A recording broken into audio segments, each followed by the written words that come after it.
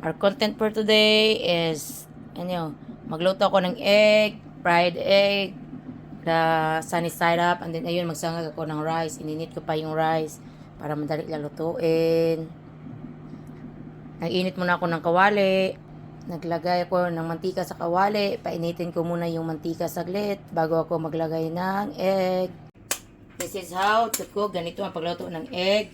Hinaan nyo muna yung apoy. So, maglagay ko ng egg. Tapos ganyan. Tapos lagyan nyo ng konting asin. Tapos this one.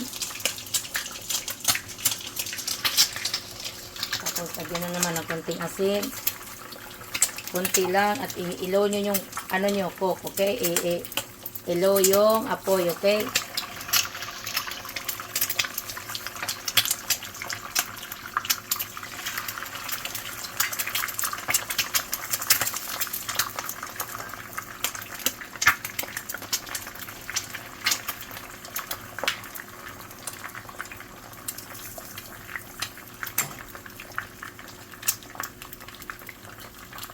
Ng kanin, lagay ko muna ng konting bawang.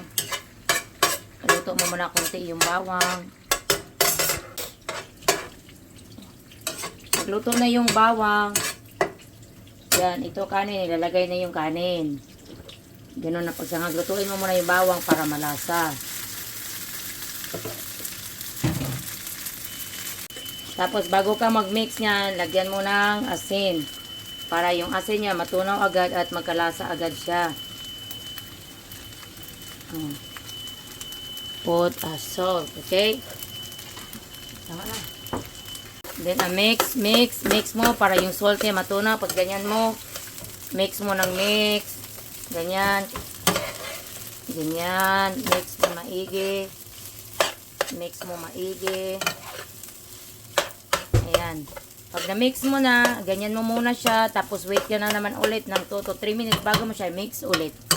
Yung second batch ng egg ko. Okay? Kailangan slow lang ha, yung apoy ha.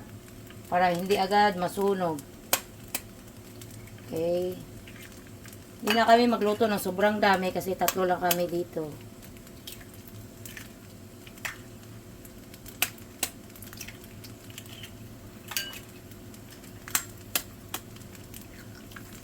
And then, lagyan mo ng a pinch of salt.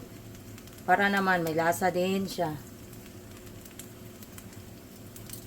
And then yung apoy, mo sa gitna ng low at gitna ng medium. Okay? I'm done cooking. Ayan na yung egg. Ayan na yung mga rice namin. Oh. And we already eat. Ayan na yung mga rice.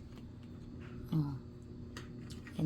Siyempre, ang coffee ni Inday, hindi mawawala yan. With ginger na yan, with ginger powder. Yun na yan, yung bigay ng aking friend. Dun sa bahay niya, binilagyan ko ng sili kasi my favorite is sili. Thank you all of you. Please support and subscribe in the region in YouTube.